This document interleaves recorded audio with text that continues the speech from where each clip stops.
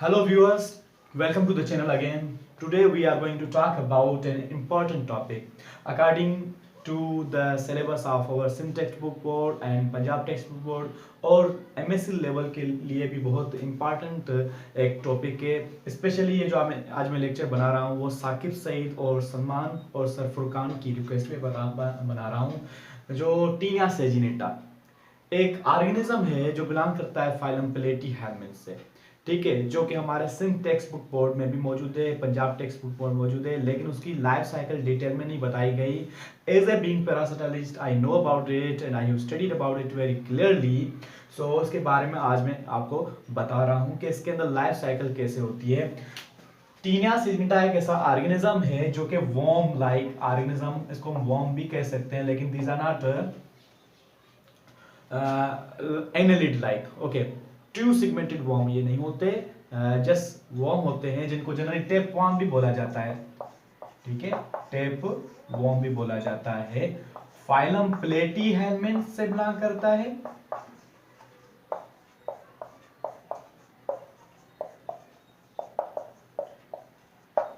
ठीक है, फाइलम प्लेटीहेल्मिन्थ, प्लेटीहेल्मिन्थ के अंदर क्लास सिस्टोडा, ठीक है, क्लास सिस्टोडा के अंदर दो ऑर्डर्स हैं, two orders, one is a pseudophyllidea, second is cyclophyllidea. ये जो बिलोंग करता है साइक्लोफाइलिडी से, ये पैरासाइट बिलोंग करता है टीनिया सेजिनेटा, ठीक है। ऑर्डर साइक्लोफाइलिडी एंड फैमिली टीनिडी, फैमिली टीनिडी से बिलोंग करता है ये phylum. Okay, so this is general classification of this virus, this parasite, ठीक है। पैरासाइट की क्लासिफिकेशन है। टीनिया सेजिनेटा एक ऐसा वॉर्म है जिसको जनरली कहा जाता है बीफ टेप वॉर्म कहा जाता है, बीफ टेप वॉर्म। इसी की तरह बिल्कुल एक दूसरा भी पैरासाइट पाया जाता है जिसको पोर्क टेप वॉर्म कहा जाता है, उसका नाम है टीनिया सोलियम, टीनिया सोलियम, जिसको पोर्क टेपवॉर्म कहा जाता है। पोर्क टेपवॉर्म मींस जो पोर्क होते हैं उसके अंदर। Why it is called beef tapeworm? Because it lives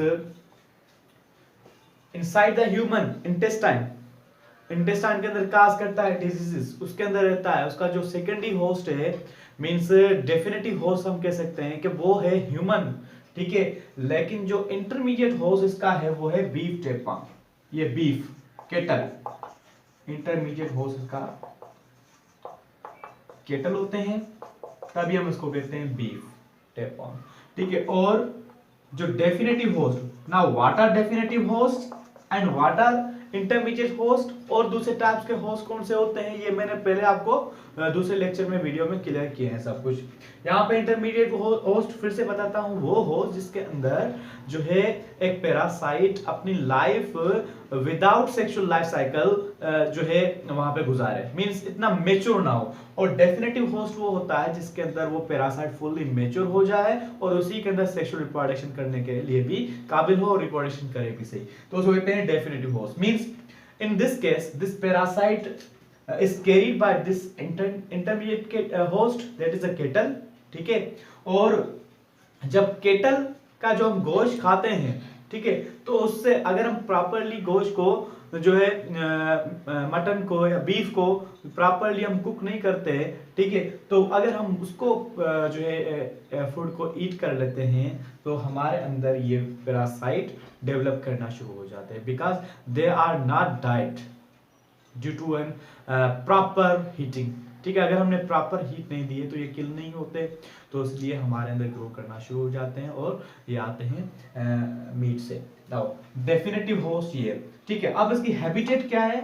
definitive host के अंदर हैबिटेट इसकी क्या है? प्रॉपर हैबिटेट इसकी है इंटेस्टाइन, यूजुअली स्मॉल इंटेस्टाइन के अंदर ये रहते हैं, ठीक है, क्योंकि ये पैरासाइट है। पैरासाइट वही ऑर्गेनिजम्स होते हैं जो अपना खाना खुद नहीं बना सकते हैं, ठीक है, जो जिसके पास मोटिलिटी भी रेट नहीं होता तो वो दूसरों से खाना हासिल करते हैं, ठीक है, तो दूसरों पे डिपेंड करते हैं, ठीक है। इनके पास प्रॉपर एलिमेंट्री कैनाल डेवलप नहीं होती जो कि उसको प्रॉपर कोई भी चीज उठाए उसको प्रॉपरली डाइजेस्ट कर सके, तो ये पैरासाइट बन जाते हैं। तो उनको बिल्कुल जो है फ्रेश और जो है बिल्कुल जो डिकम्पोज्ड डाइजेस्टेड फूड को चाहिए होता है। तो डाइजेस्टेड फूड जो हमें हमारे पास होता है मौजूद, वो होता है स्मॉल इंटेस्टाइन के अंदर।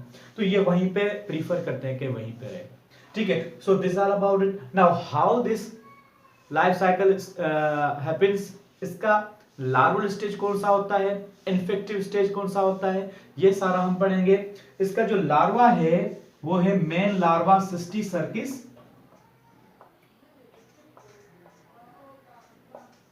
Bovis. Cysticercus bovis is the larval name of this parasite. Okay, इससे पहले ये ओन्कोस्फेयर स्टेज में होता है, लेकिन फुली डेवलप जो लार्वा होता है ह्यूमन के अंदर वो सिस्टिसर्किस बोविस होता है। मींस इन्फेक्टिव स्टेज जो होते हैं वो सिस्टिसर्किस बोविस होते हैं, ठीक है, जिसकी फॉर्म में हमारे पास ये डेवलप करके आते हैं, ठीक है। नाउ लाइफ साइकिल कैसे है कि एक इन्फेक्टेड ह्यूमन अगर है, one human is infected with this, उसके अंदर स्मॉल इंटेस्टाइन के अंदर ये डेवलप करेगा, डेवलप करके इसके पास सेगमेंटेड बॉडी होती है।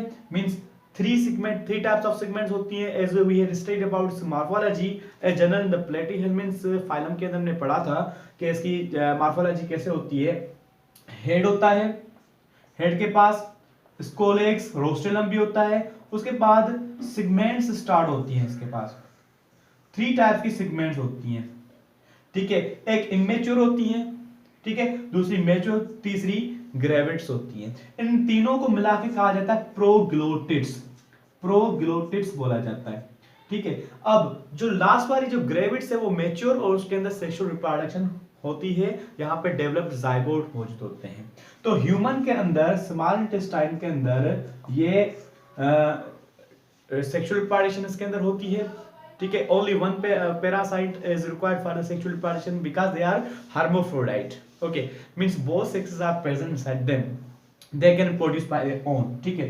तो ये जो रिप्रोडक्शन होती है इसके अंदर, ठीक है, ग्रेविड्स के अंदर जाइगोट्स होते हैं, तो इनके ये फीकल मटेरियल जो हमारा है उसके फोर्सेस की वजह से इनकी ग्रेविड्स टूट जाती हैं, वो ग्रेविड्स और कभी ग्रेविड्स रुप्चर भी हो जाती हैं। तो उससे ये जो जाइगोट्स होते हैं जो कि सिस्ट की फॉर्म में मौजूद, सिस्ट कवर किया होता है उसके ऊपर, वो उसके जरिए फीसिस के जरिए जमीन पे आते हैं, तो पानी के जरिए जो है डिस्ट्रीब्यूट हो जाते हैं। फिर जब कोई भी केटल उसको ग्रेजिंग करती है या वाटर ड्रिंक करती है तो उसके अंदर ये इनके ग्रेविड्स चले जाते हैं या इनके फर्टिलाइज एग्स चले जाते हैं।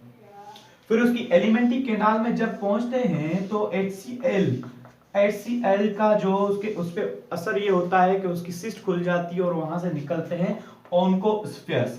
ओन्कोस्फेयर्स छोटे से लार्वल स्टेज का छोटा बिल्कुल माइन्यूट, ठीक है, उसके पास हुक्स होते हैं जिसकी वजह से वो अटैच हो जाता है, ठीक है, उसकी एलिमेंट्री कैनाल से वो न्यूट्रिशन लेता है, उसके बाद थोड़ा डेवलप करता है, वॉर्म लाइक बनता है, फिर एलिमेंट्री कैनाल से वो हेपाटिक पोर्टल वेन के जरिए वो सर्कुलेटरी सिस्टम में जाना शुरू करता है, फिर जो लिवर की तरफ जाना शुरू करता है, उसके अलावा दूसरी जो मसल्स होती है उसके अंदर ग्रो जाना, फिर ये सेटल हो जाता है जो है मसल्स होती हैं स्पेशली ऑफ टंग, ठीक है, इस पे tongue of kettle, okay, and जो है arms and legs of the kettle, ठीक है, लंग्स ऑफ द केटल, जो भी मस्कुलर चीजें होती हैं उसके अंदर, जो केटल के अंदर, उसके अंदर वो जाके वो रिटेन करते हैं। तो 60 और 70 डेज के बाद वो डेवलप कर जाते हैं सिस्टिसर्किस बोविस में।